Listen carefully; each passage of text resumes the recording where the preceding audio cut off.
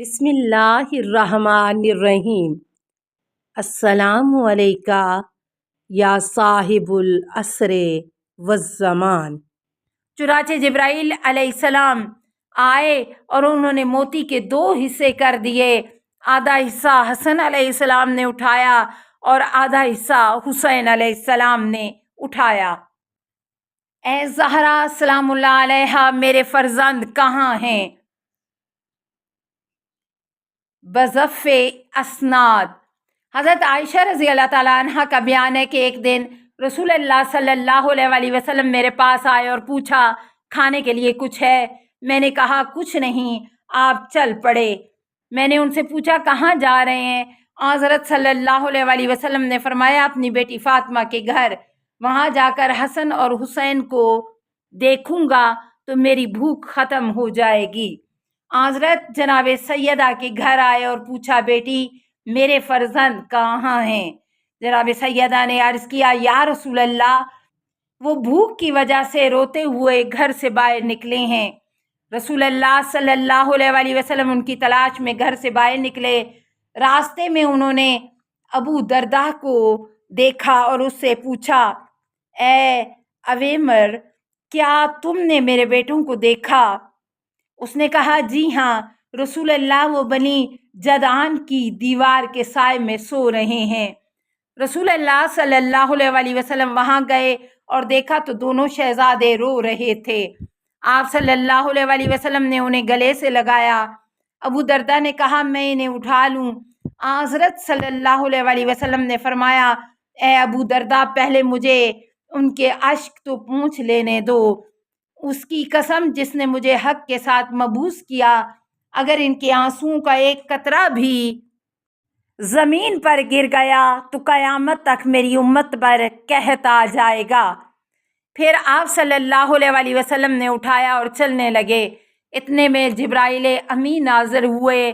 سلام کے بعد کہا کہ اللہ تعالیٰ آپ کو سلام کہتا ہے اور ارشاد فرماتا ہے محمد آپ پریشان کیوں ہو؟ حضرت صلی اللہ علیہ وسلم نے فرمایا میں ان کے رونے سے غم زدہ نہیں بلکہ ذلت دنیا کی وجہ سے غم زدہ ہوں۔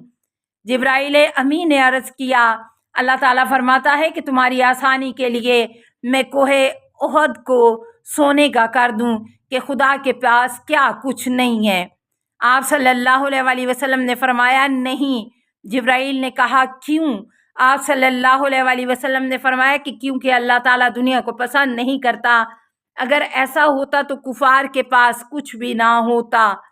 جبرائیل امین نے عرض کیا یا رسول اللہ گھر جائیے اور وہاں رکھے ہوئے غذا کے کاسہ کو اٹھائیں۔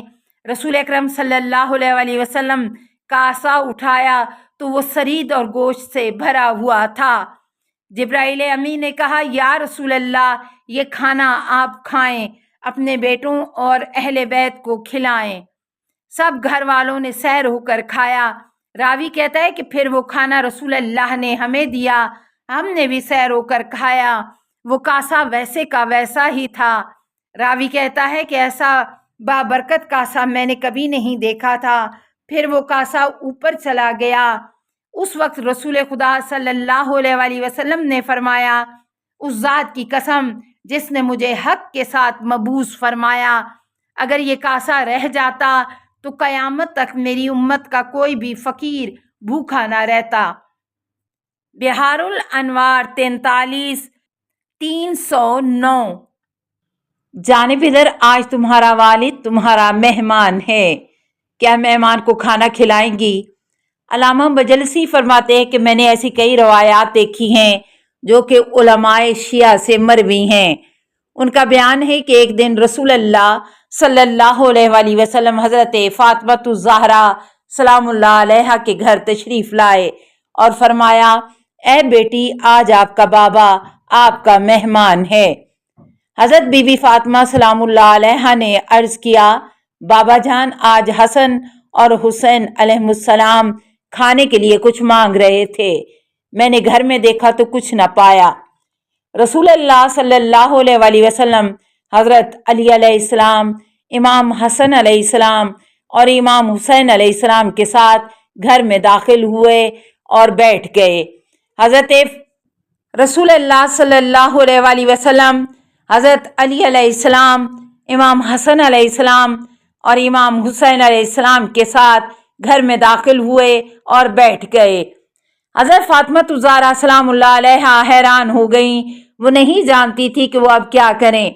پھر حضرت صلی اللہ علیہ وسلم نے آسمان کی جانب دیکھا، جبرائیل امین نازل ہوئے اور کہا، یا رسول اللہ صلی اللہ علیہ وسلم، اللہ تعالیٰ آپ کو سلام کہتا ہے اور کہتا ہے کہ علی، فاطمہ، حسن اور حسین سے پوچھو کہ وہ جنت کے کون سے میوے پسند کرتے ہیں۔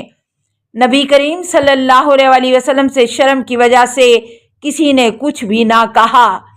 امام حسین علیہ السلام نے حضرت علی علیہ السلام، حضرت فاطمہ الزہرا سلام اللہ علیہا اور امام حسن مجتبیٰ سے عرض کیا، اگر اجازت ہو تو جنت کے میووں میں سے میوہ پسند کروں۔ سب نے کہا، اے حسین، آپ پسند کریں، ہمیں بھی پسند آئے گا۔ امام حسین علیہ السلام نے عرض کیا، یا رسول اللہ، آپ جبرائیل سے کہیں کہ مجھے تازہ خرما پسند ہے۔ رسول اکرم صلی اللہ علیہ وسلم نے فرمایا، خدا آپ کی درخواست جانتا ہے۔